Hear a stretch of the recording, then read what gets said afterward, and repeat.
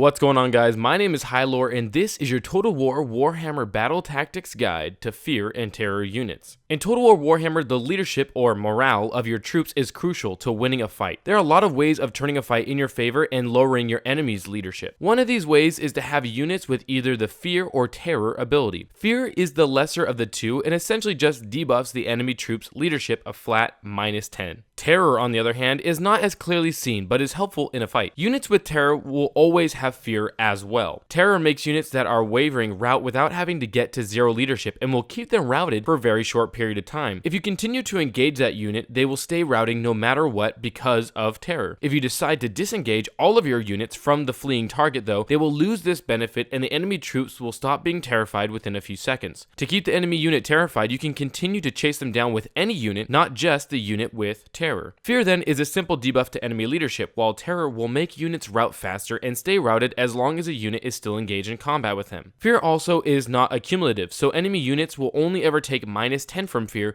no matter how many units with Fear are nearby. Units with these abilities can be found in multiple armies. For example, the Demigryph Knights from the Empire have Fear on them, making their rear charges even more powerful than most other cavalries, and the Vampire Count units all have Fear, and some of those also have Terror. I suggest using units with Fear and Terror on the flanks to help break them up and free up more of your troops, or to use them in rear or flank charges on units to help quickly sap enemy morale. To counter units with Fear or Terror, it's best to try and have either units with immunity to psychological effects, or to help boost the leadership of nearby units such as Longbeards from the Dwarven faction. These leadership buffs that they would give will help mitigate the effects of Fear on your troops. The best way to combat Terror specifically is to make sure that you don't leave units alone to be attacked by units with Terror. Once they are finally broken, they may not actually come back if the enemy keeps up the pursuit. If you enjoyed this guide, then check out my guide on frenzy units or my guide on army composition. Don't forget to like this video and subscribe for more Total War Warhammer guides. Until next time, my name is Hylor, and I'll see you all soon.